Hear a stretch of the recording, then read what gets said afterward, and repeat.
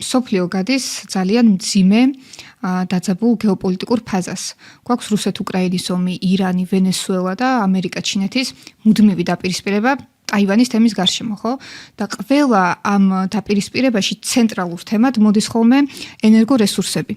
სწორედ ამიტომ არის ძალიან საინტერესო, რას ნიშნავს ენერგიის გეოპოლიტიკა და როდის ჩნდება პირველად როგორც მოცემულობა და აქვე ისიც რომ გავიხსენოთ ენერგორესურსები განხეთქილების ვაშლი როდის შემოდის პირველად ისტორიაში.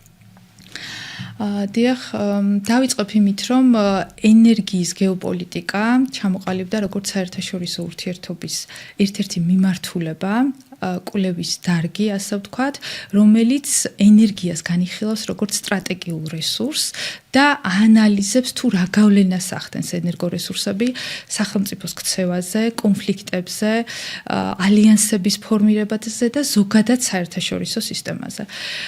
თვითონ ენერგიის გეოპოლიტიკა შეიძლება რამდენიმე მნიშვნელობით გამოვლინდეს სახელმწიფოსთვის, კონკრეტულად ენერგორესურსებს გულისხმობ, რა თქმა უნდა, ეს შეიძლება იყოს ძალაუფლების ინსტრუმენტი, ასევე შეიძლება იყოს საგარეო პოლიტიკური გავლენის ბერკეტი, ასე ვთქვათ, გავიხსენოთ სანქციები, ემბარგო და აუცილებლად არის უსაფრთხოების ფაქტორი. იმიტომ რომ ენერგია აუცილებლად არის დაკავშირებული სახელმწიფოს უსაფრთხოებასთან. შეიძლება ითქვას, რომ ენერგოუსაფრთხოება ეს არის სახელმწიფოს ეროვნული უსაფრთხოების უმნიშვნელოვანესი კომპონენტი, რომელიც გულისხმობს მუდმივ, გარანტირებულ და ეკონომიკურად ხელმისაწვდომ მიწოდებას საკმარისი რაოდენობის და ხარისხის ენერგორესურსებით. ანუ შეიძლება ითქვას, რომ ენერგია დიდწილად განსაზღვრავს ომის და მშვიდობის ვითარებას სოფლიო პოლიტიკაში და ეს აღარ არის მხოლოდ ეკონომიკური აქტივი დღეს, ეს არის ძალაუფლების განსაზღვრელი, ასე ვთქვათ. დიახ, რაც შეეხება თვითონ ტერმინს, ესე დაფიქსირებული არ არის პირველად ვის მიერ იქნა გამოყენებული, მაგრამ ენერგიის გეოპოლიტიკის საფუძვლები აუცილებლად უნდა ვეძებოთ გეოპოლიტიკაში, კლასიკური გეოპოლიტიკის კვლევარები, როგორც არის მაკინდერი, მაგალითად ჩელენი, თანამედროვე მკვლევარებიდან აუცილებლად ვიტყოდი დენიელ ირგინს, რომლის ნაშრომი The Price, რაც ნიშნავს ჯილდო, ფულის, ნავთობისა და ძალაუფლების ეპიკური ძიება, კარგად გამოჩნდა ენერგიის გეოპოლიტიკური ფაქტორი. ასევე მნიშვნელოვანი არის თანამედროვე უნივერსიტეტების კვლევები, იგივე ჰარვარდის კენედის სკოლა, ბელფერის ცენტრი, სადაც მეგანო სალივანის ხელმძღვანელობით არის ენერგიის გეოპოლიტიკური კვლევების ცენტრი და შეიძლება ითქვას, რომ თანამედროვე დროში ეს საგანი საერთაშორისო ურთიერთობების სტუდენტებისთვის ძალიან მნიშვნელოვანია და წამყვან უნივერსიტეტებში პრინციპში ერთ-ერთ მნიშვნელოვან საგანს წარმოადგენს. აქვე დავამატებ, რომ ქართულ ენაზე, ასე ვთქვათ, მონოგრაფიის ავტორი ვარ, რომელიც მალე დაიბეჭდება წესით, რომელიც ენერგიის გეოპოლიტიკას ეხება, სადაც კარგად არის ნაჩვენები ტრადიციული რესურსების, ნავთობის, გაზის როლი ზოგადად საერთაშორისო ურთიერთობებში დაწყებული პირველი მსოფლიო ომიდან სპარსეთის ყურის ომებით დასრულებული და ასევე გაანალიზებულია განახლებადი ენერგიების მომავალი ეპოქა და მოსალოდნელი ცვლილებები საერთაშორისო სისტემაში. რაც შეეხება სად გამოვლინდა პირველად ენერგიის გეოპოლიტიკური ფაქტორი, რა თქმა უნდა, გავიხსენოთ პირველი მსოფლიო ომი, ხო? პირველი მსოფლიო ომი ეს არის გლობალური ომი, პირველი გლობალური ომი კაცობრიობის ისტორიაში, სადაც ასე ვთქვათ, გამოჩნდა თუ რამხელა გავლენა აქვს ნავთობს. ჯერ ერთი დავიწყებ იმით, რომ კაცობრიობის ისტორიაში მოხდა 4 დიდი ტრანსფორმაცია. ეს არის ხე-ტყიდან ქვანახშირზე გადასვლა. მეორე ტრანსფორმაცია ეს არის ქვანახშირიდან ნავთობზე გადასვლა. მესამე არის ნავთობიდან გაზზე და მეოთხე ტრადიციული რესურსებიდან განახლებად ენერგიებზე გადასვლის პროცესი, რომელიც ჯერ არ დასრულებულა. აი, პირველი მსოფლიო ომი არის სწორედ ქვანახშირიდან ნავთობზე გადასვლის ეპოქა, სადაც მიხვდნენ რა სახელმწიფოები თუ რამხელა მნიშვნელობა ექნებოდა ზოგადად რესურსებს ომის შედეგების კუთხით. ახლო აღმოსავლეთში დაიწყო ძალიან მნიშვნელოვანი ხელშეკრულებები, ხო? გვახსოვს ეს არის საიქს-პიკოს საიდუმლო შეთანხმება 1916 წელს და კლემანსო ლოიდ ჯორჯის ხელშეკრულება, ეს იყო მოდიფიცირებული ვარიანტი საიქს-პიკოს შეთანხმების, რაც ნიშნავდა ახლო აღმოსავლეთის გავლენის სფეროებად გაყოფას ბრიტანეთის და საფრანგეთის მიერ. შეგახსენებთ, რომ ევროპას ისტორიულად საკუთარი რესურსები არ გააჩნდა და მუდმივად ეძიებდა ახალ რესურსებს სხვადასხვა რეგიონებში და 1908 წლიდან დაწყებული, როდესაც სამხრეთ ირანში ნავთობმა მოხეთქა, ასე ვთქვათ, და გაჩნდნენ დასავლური ნავთობკომპანიები, ვიცით რომ პირველადვე შეიქმნა ანგლო-სპარსული სანავთობო კომპანია, რომელსაც მომავალში ეწოდა ანგლო-ირანული და დღეს 1952 წლიდან ცნობილია როგორც British Petroleum, სადაც თავიდანვე, ასე ვთქვათ, ჩერჩილის დაჟინებული მოთხოვნით 51%-იანი წილის მფლობელი იყო ბრიტანეთის მთავრობა. იმ პერიოდში, პირველი მსოფლიო ომის პერიოდში, რომ დავუბრუნდეთ, გერმანული რკინიგზა მუშაობდა ქვანახშირზე, რომელიც ძალიან ნელი იყო, ხოლო ბრიტანული ფლოტი, ასე ვთქვათ, და ამერიკული ფლოტი ამ დროს უკვე საწვავზე იყო გადასული, რომელსაც ასე ვთქვათ ევალებოდა სამხედრო ტექნიკის და ჯარის გადაადგილება. ეს იყო ძალიან სწრაფი გადაადგილება, რაც ომის პროცესში დამეთანხმებით ძალიან მნიშვნელოვანია. აქედან გამომდინარე ძალიან მნიშვნელოვანი ხელშეკრულებები იყო ეს ხელშეკრულებები ახლო აღმოსავლეთთან და ამას ემატება უკვე ამერიკის შეერთებული შტატების ჩართვა, ხო? პირველ მსოფლიო ომში 1917 წელს, რომელმაც ფაქტობრივად გადაწყვიტა ომის შედეგები და შეგახსენებთ, რომ ამ პერიოდში ამერიკის შეერთებული შტატები აკონტროლებდა მსოფლიო ნავთობწარმოების 60-70%-ს და ეს ნამდვილად გასათვალისწინებელი ფაქტია. კიდევ ერთი კითხვის დამატება მინდა აქ. თქვენ ახსენეთ, რომ დასავლური კომპანიები შედიან ახლო აღმოსავლეთში 51%-იანი წილით. აქ ესეთი კითხვა მიჩნდება. ამ კომპანიების მიზანი რა იყო? მხოლოდ ეკონომიკური სარგებლის მიღება თუ რაღაცნაირად პოლიტიკური არაღად იქცნენ? და თუ იქცნენ პოლიტიკური არაღად, მაშინ ვის ხელში? დიახ, აი 1908 წლიდან, როდესაც ეს პროცესები იწყება, ნავთობის აღმოჩენას გულისხმობ, 60-70-იან წლებში უკვე ახლო აღმოსავლეთში იყო 7 დასავლური კომპანია, აქედან 5 ამერიკული და 2 ბრიტანული, რომელთაც ირონიულად 7 დას უწოდებდნენ და იმ პერიოდში მათი მიზანი იყო ნამდვილად რესურსების ფლობა, იმიტომ რომ დეფიციტს განიცდიდა ევროპა რესურსების კუთხით, რა თქმა უნდა, რესურსების ფლობა ასევე გავლენის გაძლიერებასაც ნიშნავს რეგიონში, ამიტომ მათ თავს მოახვიეს ნავთობის ექსპორტიორ სახელმწიფოებს საკმაოდ ესეთი დაბალი ფასების რეჟიმი და მხოლოდ მოგების ნახევარს უნაწილებდნენ და სწორედ ამის გამო შეიქმნა ოპეკი, ნავთობის ექსპორტიორი ქვეყნების ორგანიზაცია 1960 წელს და ამის შემდეგ უკვე ქვეყნები იწყებენ ნავთობის სექტორის ნაციონალიზაციას, ასე ვთქვათ, სახელმწიფო საკუთრებაში გადატანას, რომ იმდენად, ასე ვთქვათ, იზრდებოდა ამ კომპანიების გავლენა თვითონ ექსპორტიორ ქვეყნებში, რომ ამის დაშვება არ უნდათ და შესაბამისად ხდებოდა ნავთობის სექტორის ნაციონალიზაცია თითქმის ყველა ქვეყანაში, სადაც შევიდნენ ევროპული კომპანიები. და კომპანიების პასუხი ამაზე რა იყო? კომპანიების პასუხი ამაზე იყო ხშირ შემთხვევაში მთავრობის შეცვლა და გავიხსენოთ მოვლენები, ხო, ახლო აღმოსავლეთში რაც ხდებოდა. პირველ რიგში გავიხსენებ 1973 წელს იომ ქიფურის ომია, ვიცით, ეს არის ემბარგო დაწესებული ისრაელის მომხრე სახელმწიფოებისთვის, რამოდენიმე დღიან ემბარგოს მოყვა ნავთობის ფასების 300%-იანი ზრდა, რამაც ევროპის ეკონომიკები შეარყია. ამის შემდეგ იწყება 1973 წელი ასევე ირანში ძალიან მნიშვნელოვანია მოსადეგის რეჟიმი, აი პირდაპირ თქვენ კითხვას პასუხობს, რომელიც შეეწინააღმდეგა, ასე ვთქვათ, მოითხოვა BP-ს, British Petroleum-ის გაძევება ქვეყნიდან და მოსადეგის ხელისუფლება ამას შეეწირა, ასე ვთქვათ. რა თქმა უნდა, ეს იყო ინსპირირებული დასავლეთის მიერ. და ხშირად ხდებოდა ესეთი ფაქტები, იგივე კადაფი და ლიბია გავიხსენოთ, სადაც კადაფმა, ასე ვთქვათ, ნავთობის სექტორის ნაციონალიზაცია მოახდინა, რომელიც მანამდე ეს ერთ-ერთი მთავარი მიმწოდებელი იყო ევროპისთვის და შემდგომ მოხდა კადაფის რეჟიმის ჩამოგდება, ასე ვთქვათ, და ხელისუფლებიდან ჩამოცილება. ანუ მიუხედავად იმისა, რომ ეს კომპანიები იყვნენ კერძო კომპანიები, არ უნდა დავინახოთ და გავიაზროთ როგორც რაღაც ცალკე მოქმედი ორგანო სახელმწიფოსგან. აუცილებლად მე მათ ვუწოდებ, მე ამ კომპანიებს ვუწოდებ ტრანსნაციონალურ კორპორაციებს, რომელთაც აქვთ უდიდესი გავლენები. თვითონ წარმომშობ სახელმწიფოში და იმ ქვეყანაში, რომელშიც ოპერირებენ. გავიხსენოთ მაგალითად შევრონის მაგალითი, ამერიკული კომპანია. შევრონამდე მას ერქვა Standard Oil, რომელიც შეიქმნა 1870 წელს, მას შემდეგ რაც 1859 წელს პირველი ნავთობის ჭაბურღილი გაიმართა პენსილვანიაში ედვინ დრეიკის მიერ.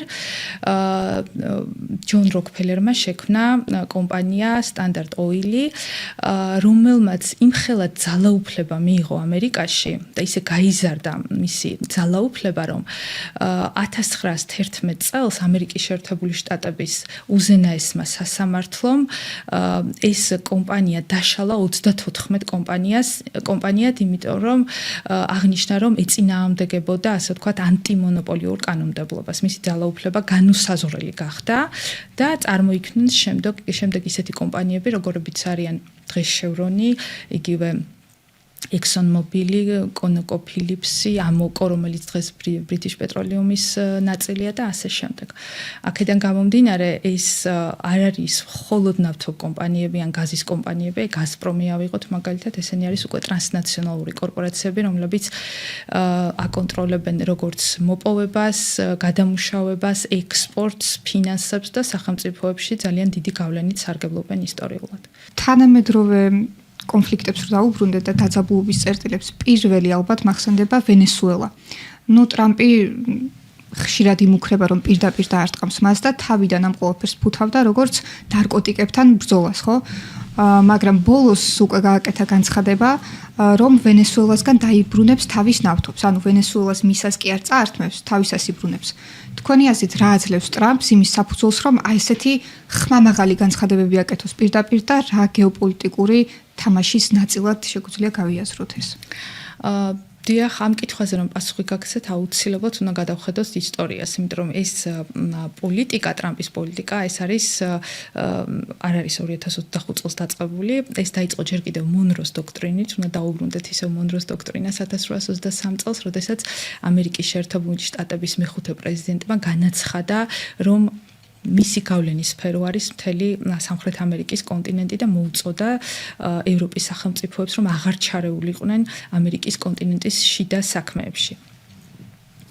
მონროს დოქტრინა უსაფრთხოების შეთავაზება იყო, რა თქმა უნდა, სამხრეთ ამერიკის კონტინენტისთვის, მაგრამ ამას ზურგს უმაგრებდა, რა თქმა უნდა, ენერგორესურსების კონტროლის სურვილი თავისთავად. შეგახსენებთ, რომ ვენესუელა არის უმდიდრესი სახელმწიფო ნავთობის რეზერვებით, აქ არის ბრაზილია, ასევე არგენტინა და ეგრეთ წოდებული ლითიუმის სამკუთხედის ქვეყნები, ხო? ბოლივია, არგენტინა, ჩილე. აქედან გამომდინარე, ეს არის ისტორიული ტრადიცია, ასე ვთქვათ, ამერიკის შეერთებული შტატების ინტერესები სამხრეთ ამერიკის რეგიონში, სამხრეთ ამერიკის კონტინენტზე. ხა რაც შეეხება ვენესუელას.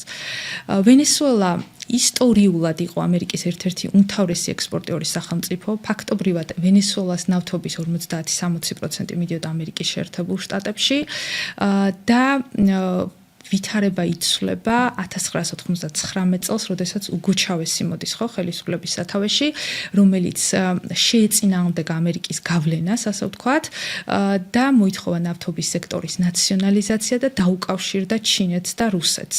ფაქტობრივად შეიძლება ითქვას, რომ 2007 წლამდე ვენესუელას ნავთობის სექტორს აკონტროლებენ ამერიკული კომპანიები, განსაკუთრებით შევრონი. შევრონი, რომელიც იდეაში უნდა დასუსტებულიყო, ხო? დიახ, ხო, ანუ ეს არის შვილობილი კომპანია Standard Oil-ის. დიახ, და ამ ყველაფერს მოყვა უკვე ამერიკის შეერთებული შტატების სანქციები ვენესუელას მიმართ, ძალიან მკაცრი სანქციები, რომელმაც ფიქრობ, რომ კიდევ უფრო წაახალისა ჩინეთის წარმომადგენლობა ვენესუელაში, რომელიც ამჟამად უდიდეს ინვესტიციებს დებს, თქვათ, ვენესუელას ნავთობში. შეგახსენებთ, რომ 2010 წელი არის ვენესუელას ისტორიაში ძალიან მნიშვნელოვანი თარიღი, როდესაც მოხდა ეგრეთ წოდებული ორინოკოს ქამრის აღმოჩენა და ამ აღმოჩენის შემდეგ ქვეყანა ხდება ნავთობის რეზერვებით ყველაზე მდიდარი სახელმწიფო მსოფლიოში 303-304 მილიარდი ბარელი ნავთობის რეზერვით. ქვეყანა შეუძლია დღიურად აწარმოოს 5 მილიონი ბარელი ნავთობი, მაგრამ დღეს ნახევარსაც ვერ აწარმოებს სანქციების გამო, თუმცა ეგრეთ წოდებული ჩრდილოვანი ფლოტი არსებობს და ძირითადად მისი ექსპორტი ჩინეთისკენ არის მიმართული. მართალია ეს ბოლო წლის მანძილზე ცოტა შემცირდა აღნიშნული სანქციები, მაგრამ მთლიანობაში ძალიან დააზარალა ვენესუელას ნავთობის სექტორი ამ კონკრეტულმა სანქციებმა. შეგახსენებთ ასევე, რომ 2025 წელს მადურო მესამედ აირჩიეს ხელისუფლების სათავეში, რასაც ხარს უჭერს რუსეთი, ჩინეთი, ირანი და მან გააფორმა მოსკოვ-კარაკასის ტრაქტატი რუსეთთან, რომელიც გულისხმობს არამხოლოდ ენერგეტიკულ, არამედ თავდაცვით თანამშრომლობასაც. ამაზე ტრამპის პასუხი იყო კარიბის აუზში სამხედრო თავდაცვითი სისტემების დაყენება და კატეგორიულად ეწინააღმდეგება, ასე ვთქვათ, აი ესეთ კავშირებს ვენესუელას. შეიძლება ითქვას, რომ ჩინეთის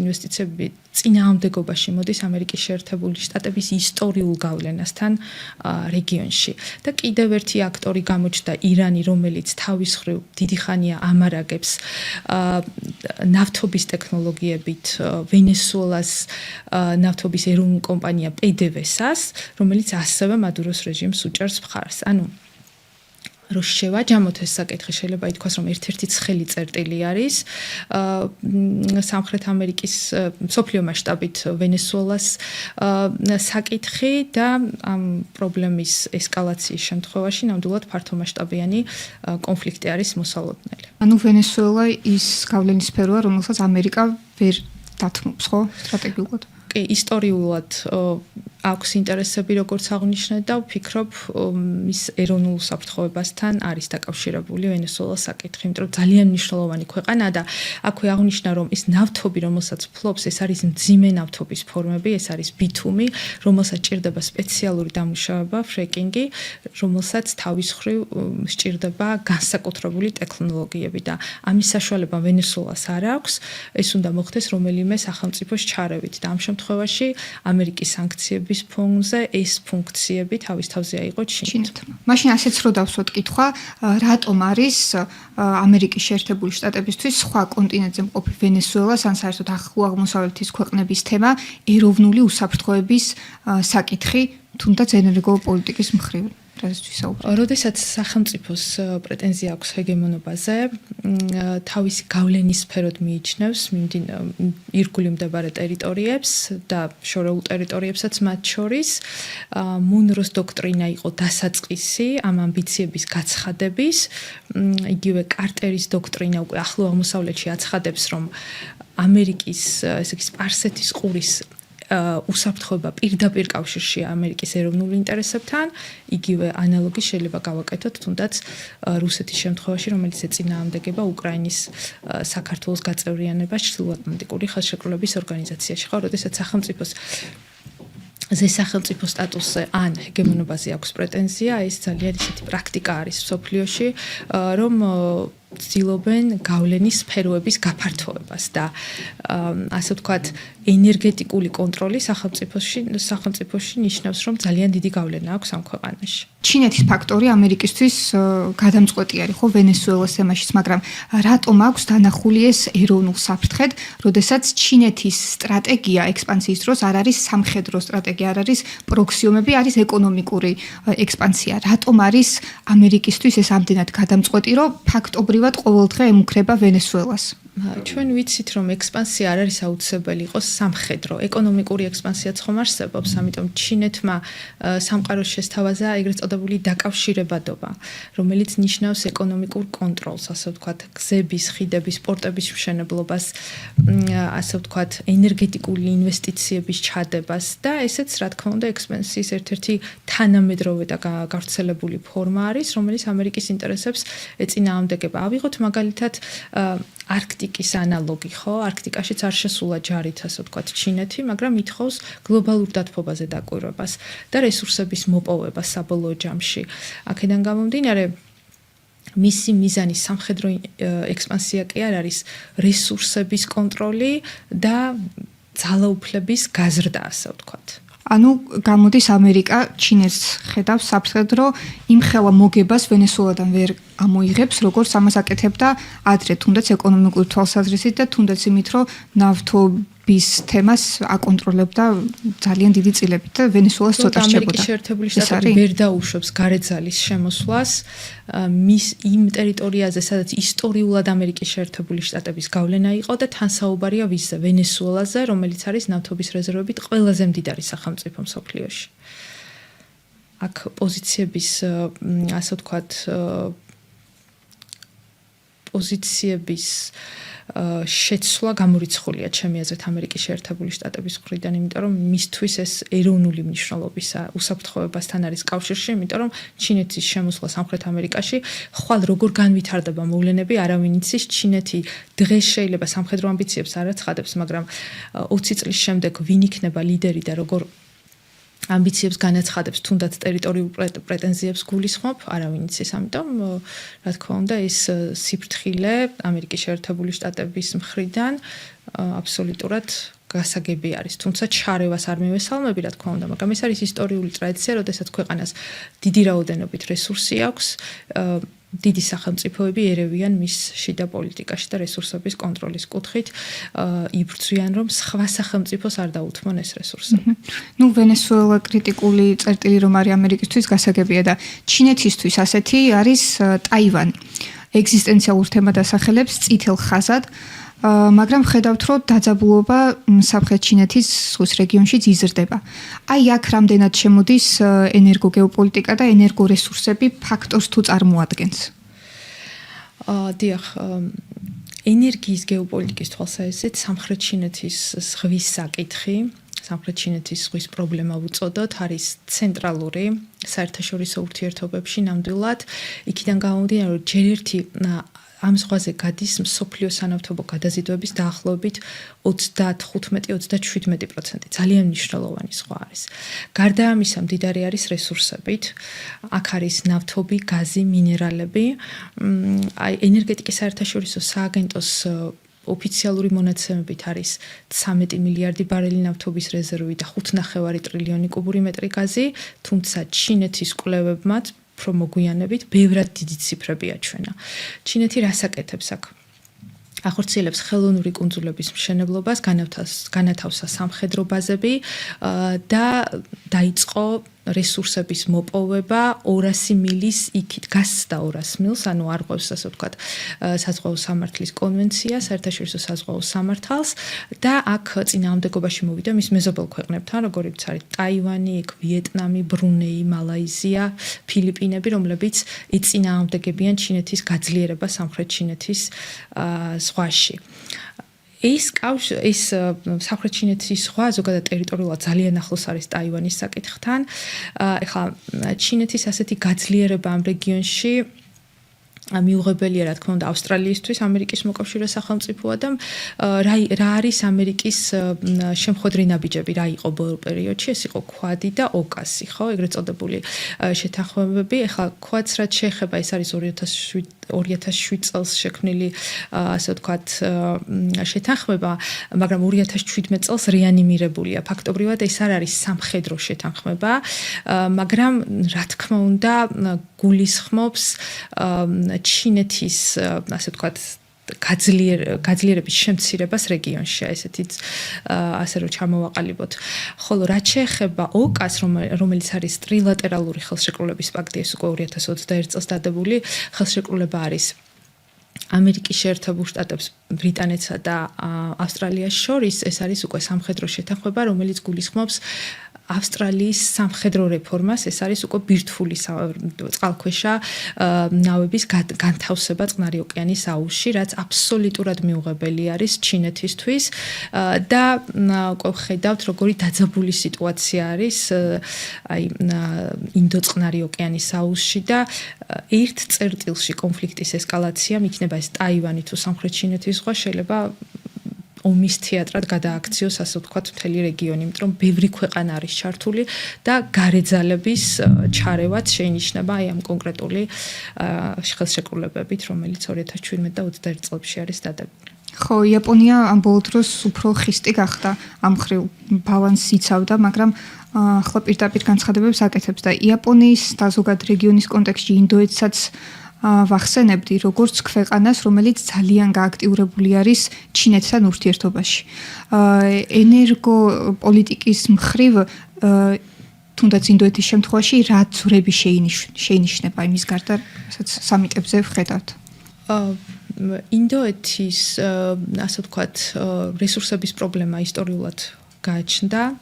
დღეს მისი ერთ-ერთი მთავარი ენერგეტიკული იმპორტიორი გახდა რუსეთი, მას შემდეგ რაც ასეთი ევროკავშირის ბაზარი ჩამოსცილდა, ასე ვთქვათ, რუსეთს და 2022 წლიდან დაახლოებით 40%-ით გაიზარდა რუსული რესურსების მიწოდება ინდოეთის მიმართულებით და ჭიდრო კავშირები აქვს, ასე ვთქვათ,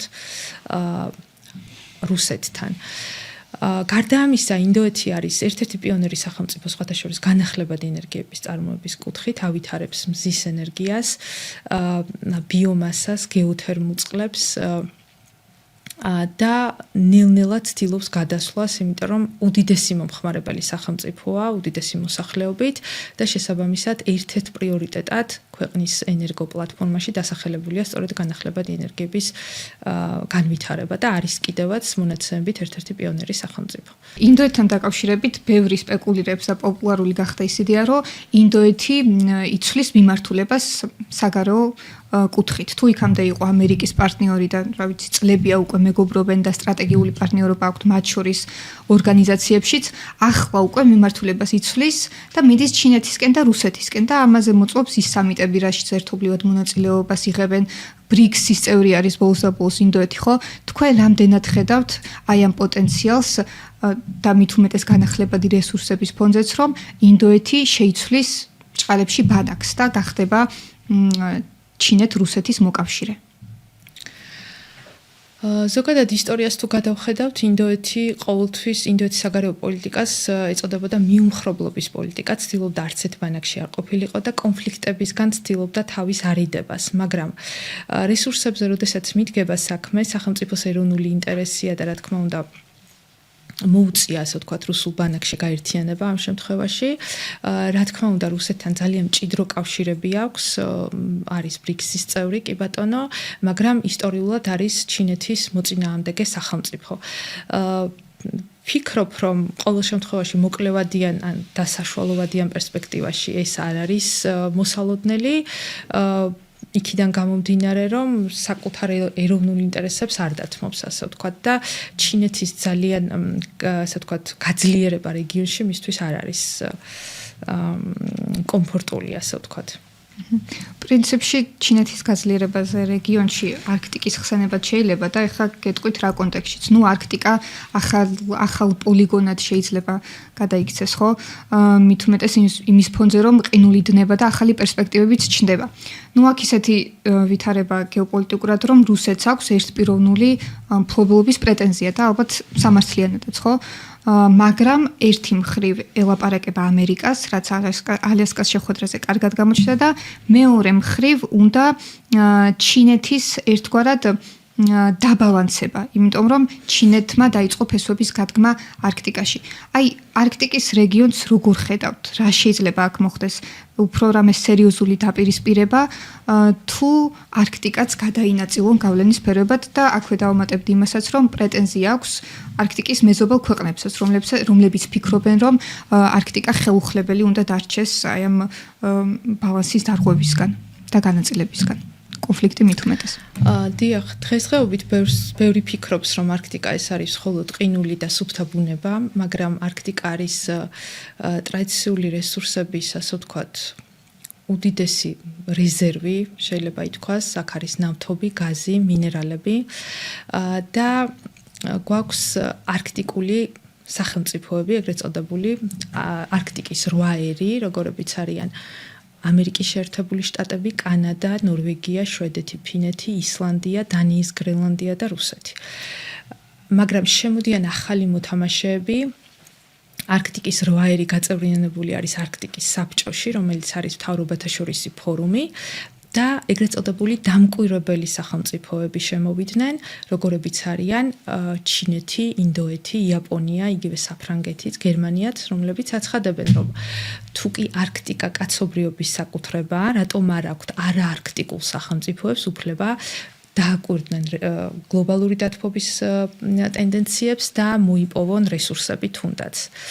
აქ რესურსებთან დაკავშირებით უნდა ითქვას, რომ საკმაოდ დიდი რეზერვები არის, დაახლოებით დაუმუშავებელი ნავთობის 13 და ბუნებრივი გაზის 30% არის, მაგრამ ბევრად დიდ რაოდენობაზე არის საუბარი.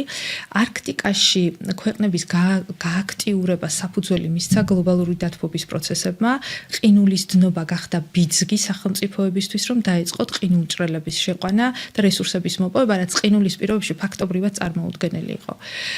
დღეს მივიღეთ სიტუაცია, სადაც სამი დიდი ძალის ინტერესები იკვეთება, ასე ვთქვათ, ყველაზე გამოკვეთილი ეს არის ამერიკის შეერთებული შტატები, რუსეთი და ჩინეთი. თითოეული მათგანი შეგვიძლია განვიხილოთ ცალსაკე და შემდგომ შედარებითი ანალიზი გავაკეთოთ. რაც შეეხება ჩინეთს, მის ოფიციალურ დოკუმენტებში არსად არ აცხადებს, რომ რესურსები აინტერესებს, ძირითადად აცხადებს, რომ აინტერესებს გლობალურ დათბობაზე დაკვირვება. სხვათა შორის ჩინეთმა 90-იანი წლებიდან შექმნა პოლარული კვლევითი ინსტიტუტი, სადაც ხდებოდა ექსპედიციების გაშვება პოლარულ ჩრდილოეთში. შემდეგ ჩინეთმა ძალიან დიდი ინვესტირება მოახდინა, ასე ვთქვათ, რუსულ LNG პროექტებში და წარმოდგენილია უკვე დიდი ხანია აღნიშნეთ იამალ LNG 1, 2 და 3-ში, რომელიც 2030 წელს დასრულდება, როგორც აღნიშნე. ის დაინტერესებულია არა მხოლოდ რესურსებით, არამედ სატრანსპორტო კორიდორებიდაც, იმიტომ რომ ყინულის ლღობამ არა მხოლოდ რესურსების მოპოვების შესაძლებლობა შექმნა, ასე ვთქვათ, არამედ სატრანსპორტო კორიდორების და აქ ძალიან საინტერესოა ჩრდილო-დასავლეთის და ჩრდილო-აღმოსავლეთის პასაჟები და ეგრეთ წოდებული ჩინეთის პროექტი პოლარული აბრეშუმის გზა, რომელიც რას ნიშნავს? აზიიდან ევროპამდე გზის შემოკლებას არქტიკის შემოვლით. აქედან გამომდინარე, ძალიან ბევრი ინტერესები აქვს ჩინეთს ამ რეგიონში და უახლოვდება ასევე არქტიკის ერებს, მაგალითად ისლანდიაში ტრანსარქტიკული ტრასის მშენებლობით არის დაინტერესებული, ხოლო გრენლანდიაში მინერალების მოპოვებით. და ამერიკას საპირწონეზე რასტებს? ანუ რითი ცდილობს ამ რეგიონში ჩინეთის გაჩერებას? ყველგან აჩერებს ჩინეთს. კი ბატონო, აი ხლა გადავალ რუსეთზე და დავასრულებ ამერიკით.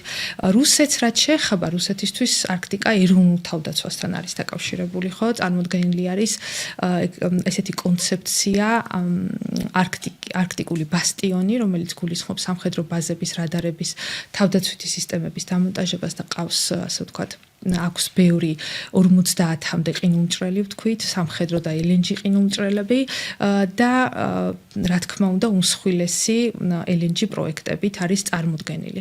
ხა რაც შეეხება ამერიკის შეერთებულ შტატებს, საინტერესო არის ისტორიას გადავხედოთ, იმიტომ რომ ობამას ადმინისტრაციის დროს 2016 წელს ჯასტინ ტრუდოსთან დადებული იყო ხელშეკრულება, რომელიც კრძალავდა არქტიკის რესურსების გამოყენებას.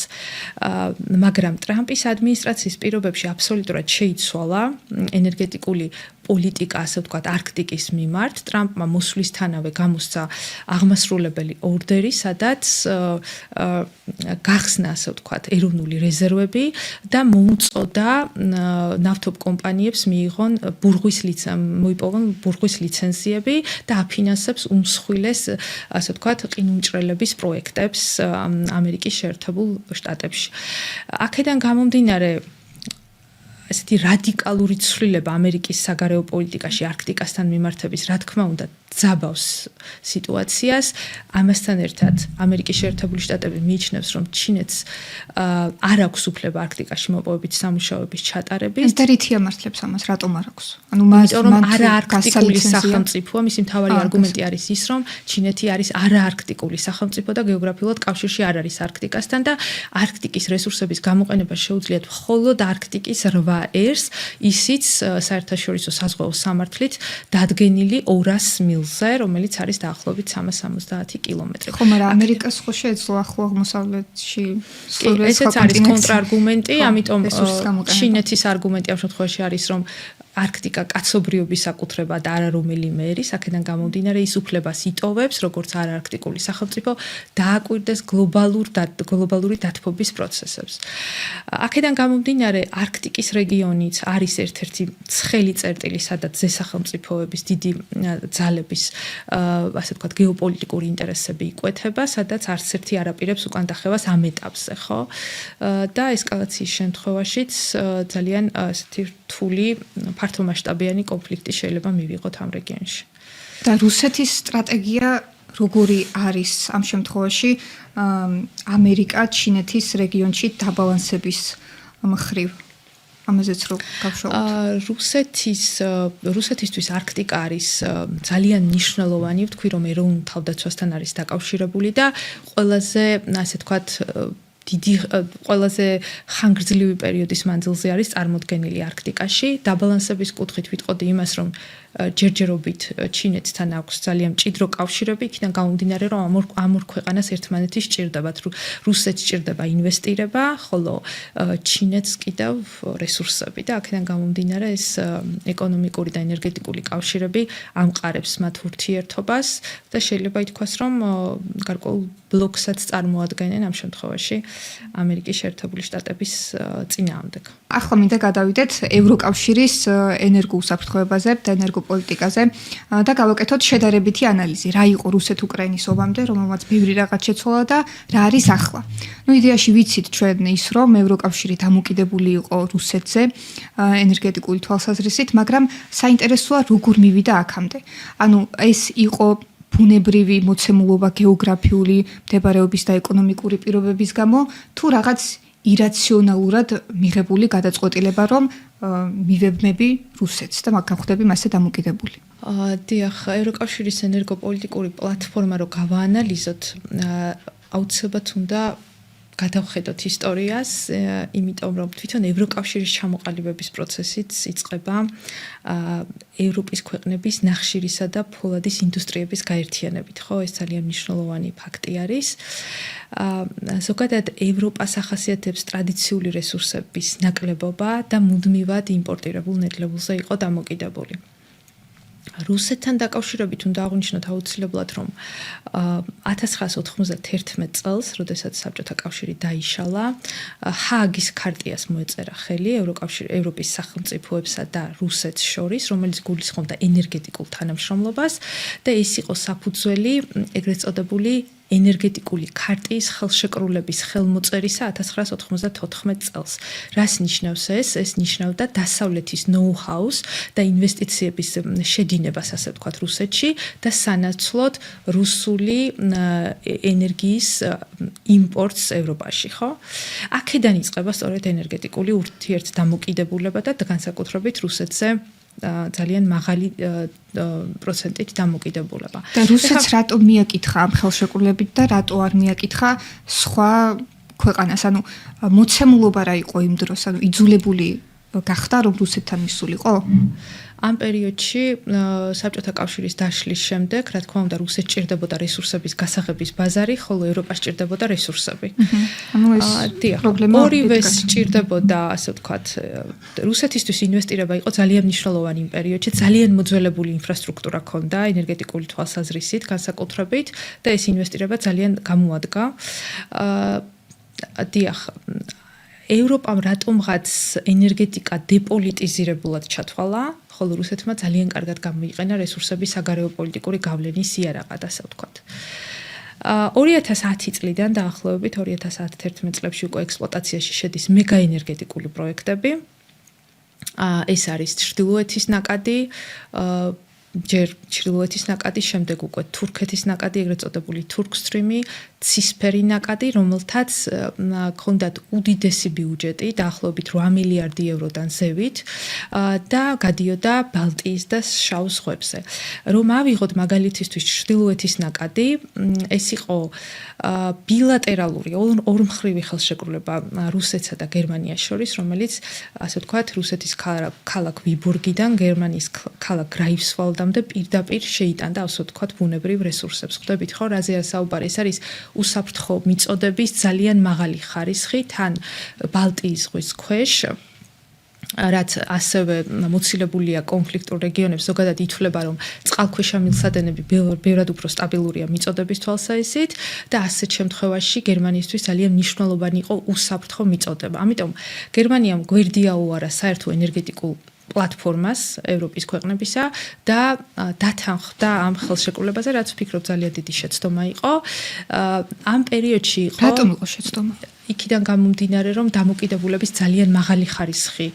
როდესაც ენერგიის გეოპოლიტიკაზე ვსაუბრობ, დივერსიფიცირება არის მთავარი, ასე ვთქვათ, ტერმინი. დივერსიფიცირება, ანუ მიწოდების სხვადასხვა წყაროებზე უნდა იყოს ქვეყანა დამოკიდებული, რადგან მაღალი დოზით დამოკიდებულება უკვე იწვევს პრობლემებს და ის ენერგეტიკული კრიზისი, რაც დადგა რუსეთ-უკრაინის ომის შემდგომ ევროკავშირში, ეს იყო სწორედ ამ ხელშეკრულებებისგან გამომდინარე, რაც დაიდო რუსეთსა და გერმანიას, რუსეთსა და თურქეთს და ევროპის სხვადასხვა სახელმწიფოებს შორის.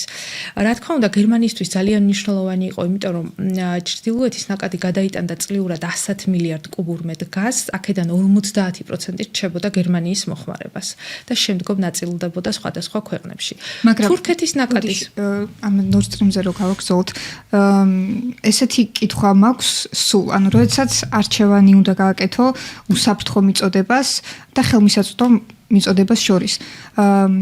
აი, ცოტა გაუგებარია, რატომ მოვიხსენიებთ გერმანიის ამ გადაწყვეტილებას რუსეთზე მიბმის შეცდომად, იმიტომ რომ მერე რა პოლიტიკური შანტაჟიც გამოიყენა ხო რუსეთმა ევროპის მიმართ, თუნდაც მოგვიანებით წლებში ხო ეს ხო არ ყოფილა რაღაც ჰაერიდან გაჩენილი, ამას ხო ქონდა რაღაც საფუძველი, მათ შორის პროვოკაციაც, ესე რომ ვთქვათ, თვითონ დასავლეთის მხრიდან.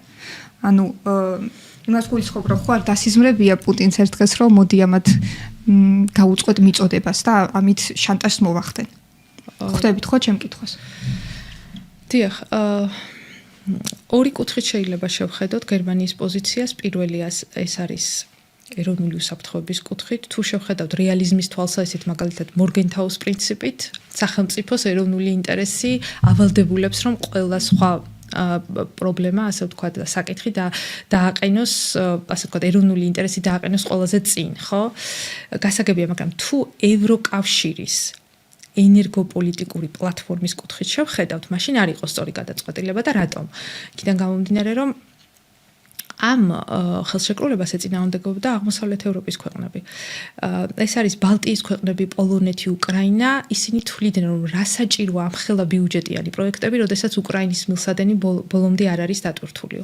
ამ შემთხვევაში მერკელის პოზიცია იყო, რომ არასტაბილურია მიწოდება უკრაინის გავლით, გავიხსენოთ გაზის კრიზისები 2009 წელს, 2014 წელს, 2006 წელს და აქედან გამომდინარე ქვეყნისთვის თავარი იყო უსაფრთხო სტაბილური მიწოდება, რომელიც გარკვეულ შემთხვევაში დაბალ ფასზეც უფრო მნიშვნელოვანია, ხო? რაც არ უნდა დაბალ ფასად იყოს შემოთავაზებული რესურსი, თუ სტაბილური მიწოდება არ არის, აზრი ეკარგება ამ, ასე ვთქვათ, ფასდაკლებულ ფასს. აქედან გამომდინარე, შეიძლება ითქვას, რომ მეგაენერგეტიკულმა პროექტებმა ევროპა გახლიჩა ორ ნაწილად, აღმოსავლეთი ევროპა, რომელიც კატეგორიული წინააღმდეგი იყო ამ კონკრეტული მილსადენებით და დასავლეთი ევროპა, რომელმაც კარგად იხეირა გარკვეული პერიოდი, მაგრამ ეს დამოკიდებულება გარკვეულ პიკს მიაღწევდა, ყოველთვის ესე ხდება და შემდგომ დაიწყებოდა პოლიტიკური ზეწოლა, ხო? იმიტომ რომ ექსპორტიორი სახელმწიფო რესურსს ყოველთვის გამოიყენებს საგარეო პოლიტიკური ზეწოლის იარაღად, განსაკუთრებით, როდესაც ეხება დიდ სახელმწიფოებს და განსაკუთრებით ამ შემთხვევაში რუსეთს. და მაშინ ევროპას ეს არჩევანს უწოდებთ, ხო, ასე გამოდის. ეს არჩევანი იყო, იმიტომ რომ რომ არ გაეკეთებინა, მაშინ სად უნდა წასულიყო? დიახ, იყო ალტერნატიული, კი. ალტერნატიული პროექტები იყო, ძალიან სერიოზული პროექტები, ეს იყო ტრანსკასპიური მილსადენის პროექტი, ნაბუკო, თეთრი ნაკადი, რომელიც დაიბლოკა, ასე ვთქვათ, რუსეთის მიერ. აქ მთავარ არგუმენტად დასახელდა არასტაბილური მიწოდება, ვთქვათ, არასტაბილური რეგიონები უნდა გამოევლო. ეს გულისხმობდა ეგვიპტის, ყაზახეთის, თურქმენეთის, აზერბაიჯანის რესურსების გამოყენებას და ერთ-ერთ მიზეზად დასახელდა ასევე კავკასიის რეგიონის არასტაბილური პოლიტიკური სიტუაცია. მიუხედავად იმისა, რომ შემოთავაზებული ფასი უფრო ნაკლები იყო, ვიდრე ვთქვათ რუსული გაზის ფასი. მაგრამ მხოლოდ რუსეთის არ უნდა დავადანაშაულოთ, არც ევროპამ გამოიჩინა განსაკუთრებული ინტერესი აი ამ ძალიან მნიშვნელოვანი ალტერნატიული პროექტების მიმართ და შესაბამისად მიიღო ძალიან მაღალი პროცენტი დამოკიდებულება რუსეთზე. დაახლოებით 45% იყო რუსულ გაზზე დამოკიდებულება ბოლოს და 27% რუსულ ნავთობზე დამოკიდებულება. საბოლოო ჯამში ომის შედეგად მოხდა ის, რომ რუსეთი აღარ არის მთავარი ენერგეტიკული პარტნიორი ევროპის. ფაქტობრივად 13%-მდე შემცირდა რუსული გაზის მიწოდება, ნავთობის 3-4%, ქვანახშირი ფაქტობრივად განულებულია. შეიძლება გაგახსენდათ ახლა ჭრდილოვანი ფლოტი. ჭრდილოვან ფლოტთან დაკავშირებით უნდა ვთქვათ, რომ არსებობს ჭრდილოვანი ფლოტი და სანქციების ბოლო პაკეტი მოითხოვს სწორედ, რომ ჭრდილოვანი ფლოტი დაახლოებით 40%-ით მაინც უნდა შემცირდეს. ეს არის ისეთი მოქმედება სახელმწიფოსი, რომელიც ისტორიულად ძალიან რთულია, რომ აღმოიფხრას. იმიტომ რომ როდესაც სახელმწიფოს ასანქცირებენ, ყოველთვის ხდება სანქცირებული სახელმწიფოს მიერ ჭრდილოვანი ფლოტის გამოყენება. ამას აკეთებს ვენესუელა, ამას აკეთებს ირანი და ამას აკეთებს დღეს რუსეთი. ეგრეთ წოდებული დიახ, ეს არის ეგრეთ წოდებული ship to ship ტრანსფერი, როდესაც ხდება ღია ზღვაში გემიდან გემზე სანქცირებული ნავთობის გადატვირთვა და არის ასევე მესამე ქვეყანაში გადამუშავება რუსული რესურსების და შემდგომ იქიდან მიყიდვა ევროკავშირისთვის. ამას დღეს ახორციელებს მაგალითად თურქეთი, ჩინეთი და ინდოეთი. რაც შეეხება ახალ ენერგოიმპორტიორებს ევროკავშირისთვის, დღესდღეობით მილსადენ ტრანსპორტირებას რაც შეეხება ბუნებრივი გაზის ნორვეგია გახდა მთავარი იმპორტიორი, LNG გაზის კუთხით რა თქმა უნდა ამერიკის შეერთებული შტატები და კატარი, ასევე მნიშვნელოვანი არის ალჟირის მიწოდება, აზერბაიჯანის მიწოდება, ხოლო რაც შეეხება ნავთობს, აქაც ნორვეგია ლიდერობს ნავთობის მიწოდების კუთხით, ასევე შემოვიდა ახალი მოთამაშე ყაზახეთი, ლიბია, ნიგერია და რა თქმა უნდა რუსეთი ჯერჯერობით რჩება ერთ-ერთ ამ ყოველთვის ფონზე საინტერესო არის ევროკავშირის პოზიცია. ანუ ერთი მხრივ გასაგებია რუსული რესურსების მოხმარება შეამცირეს, მაგრამ მეორე მხრივ გაიზარდა რუსული LNG-ის მოხმარება. აი, ამის ახსნა როგორ ხდება ამ თემის ბალანსი? LNG გაზის მიწოდება არ არის იმდენად სანქცირებული, როგორც მილსადენი ტრანსპორტირება, აქედან გამომდინარე LNG გაზის მიწოდება კიდევ უფრო გაიზარდა. და აქ ძალიან კარგად იხეირა, ასე ვთქვათ, ამერიკის შეერთებულმა შტატებმა ჩაანაცვლა ფაქტობრივად რუსეთი, იმიტომ რომ მილსადენი ტრანსპორტირება თითქმის შეჩერებულია, ფაქტიურად აღარ მუშაობს ჩრდილოეთის ნაკადი, თურქეთის ნაკადი ძალიან მცირე პროცენტით მუშაობს და ძირითადად თურქეთის მიწოდებას ემსახურება და ამერიკის შეერთებული შტატები გახდა ერთ-ერთი მთავარი LNG იმპორტიორი ევროკავშირისთვის და ეს რას ნიშნავს, ხო? ეს ნიშნავს ამერიკის პოზიციების გამტკიცებას ევროპაში და ასე ვთქვათ, დამოკიდებულების კუთხით არ არის კარგიც ევროპისთვის, რა თქმა უნდა, იმიტომ რომ დივერსიფიცირება კი მოხდა, მაგრამ ეს სანამ განახლებად ენერგიებზე გადავა ევროპა, ამ დოზით დამოკიდებულება, რა თქმა უნდა, ევროკავშირისთვის არ არის სასურველი. ანუ გამოდის ევროკავშირმა შეცვალა უბრალოდ ქვეყანა, რომელზეც დამოკიდებულია, ხო? მაშინ რა ანუ იცით რა კითხვა მინდა დაცვა? აი ამ ყველაფრის ფონზე ხო? ერთი მომწოდებელი ჩაინაცვლა მეორეს. ეგრე გამოდის. და ეს რამდენად სწორი ან არასწორი არის, ან ამერიკა არის თუ არა ისეთი სანდო პარტნიორი ევროკავშირისთვის, როგორადაც ამას წარმოაჩენენ? ხوار ჯობდა რომ ისე რუსეთისგან შეეძინა უფრო იაფად, იმიტომ რომ რეალურად ამერიკისგან ძალიან ძვირად ყიდულობს, ხო და ეს ევროკავშირის ეკონომიკაზეც აისახება. დიახ, რა თქმა უნდა, LNG გაზი ზოგადად ბევრად უფრო ძვირია, ვიდრე მილსადენით მიწოდებული ბუნებრივი გაზი, იქიდან გამომდინარე, რომ ეს ტანკერებით გადატანას გულისხმობს და სპეციალურ ინფრასტრუქტურას, დეგაზიფიკაცია ხდება, ამის შემდეგ თვითონ ქვეყანამაც უნდა ააშენოს სპეციალური ინფრასტრუქტურა LNG გაზის მისაღებად და ევროპული ქვეყნები ნელ-ნელა გადადიან ამ ტექნოლოგიებზე. ხომ არ ჯობდა ესე პროსტორი იქნება ვთქვათ არჩევანი ქონდა თუ არა ევროპას ამ შემთხვევაში, ხო? ამ უდიდესი მომხმარებელი რეგიონია ზოგადად ევროკავშირი და შესაბამისად დიდი რაოდენობით გაზის მიწოდება შეეძლო ამ შემთხვევაში ამერიკის შეერთებულ შტატებს, რომელსაც უდიდესი რაოდენობის ფიქლის გაზი გააჩნია, ხო? და შესაბამისად ეს პარტნიორი იქნა არჩეული.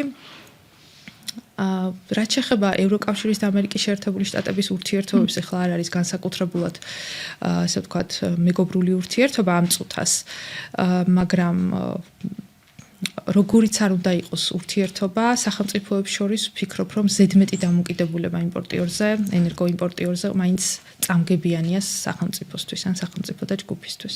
Nord Stream-ის აფეთქება ვის აწყობდა? ესეთი მოკლე შეკითხვა. ყველაზე მეტი სარგებელი ვინ მიიღო აქედან და ყველაზე მეტად ვინ დაზარავდა?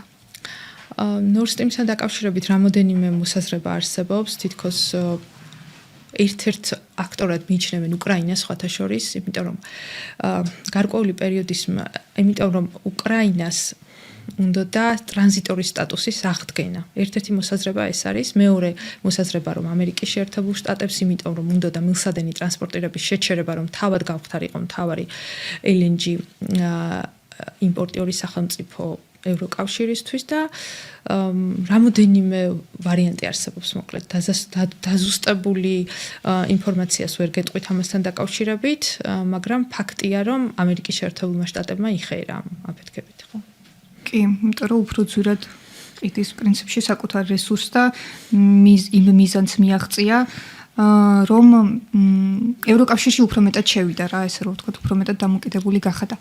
და რო შევაჯამოთ მაშინ აი ეს ომის ფონზე, ხო? და პრინციპში დასასრულისკენ მიდის, მე მგონი უკვე. რომელი ქვეყანა დაზარავდა ყველაზე მეტად? რო ავიღოთ სამი აქტორი: ამერიკა, ევროკავშირი, რუსეთი.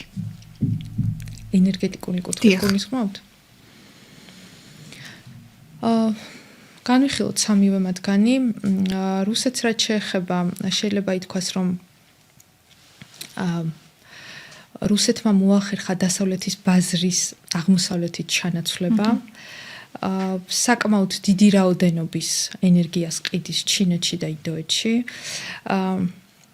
ესპოს მილსადენი აღმოსავლეთ ციმბირის წყნარი ოკეანის მილსადენით ახორციელებს ნავთობის მიწოდებას, ეგრეთ წოდებული ციმბირის ძალით დაახლოებით 40 მილიარდი კუბური მეტრი გაზის გადატანას წლიურად სამხრეთ აღმოსავლეთ აზიაში და იგეგმება კიდევ ციმბირის ძალა 2 მშენებლობა, რომელიც თავის მხრივ დაახლოებით 45 მილიარდი კუბური მეტრი გაზით მოამარაგებს ჩინეთს და სამხრეთ აღმოსავლეთ აზიის ქვეყნებს.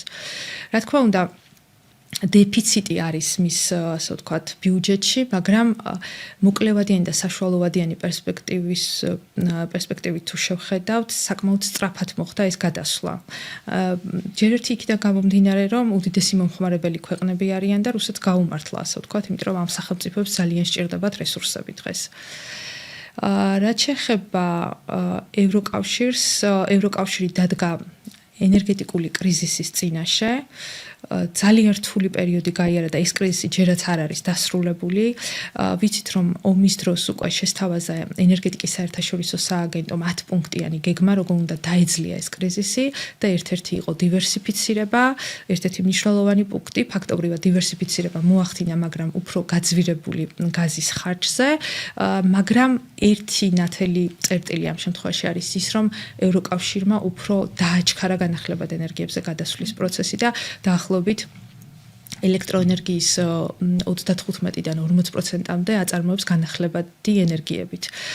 ქარის ენერგიები უფრო ჩრდილოეთ ევროპაში, მზის ენერგიები განვითარებულია უფრო სამხრეთში და ცენტრალური ევროპა ავითარებს ჰიდრორესურსებს. აქედან გამომდინარე, გარკვეული ბიძგიც გახდა ევროკავშირისთვის, გამოფხიზლებულიყო, ასე ვთქვათ, დაიწყო დივერსიფიცირების პროცესი და განახლებად ენერგიებზე გადასვლა. ხოლო ამერიკის შეერთებულმა შტატებმა, რა თქმა უნდა, გააძლიერა თავისი პოზიციები რეგიონში და გახდა ერთ-ერთი მთავარი მწოდებელი LNG გაზის. შესაბამისად, კარგად იხეირა ამ პროცესებით. გამოდის ყველაზე მეტად უკრაინაც თავისთავად ევროკავშირთან ერთად. ყველაზე მეტად დაზარალდა. უკრაინა ახლა ბუნებრივია. უკრაინა ფაქტობრივად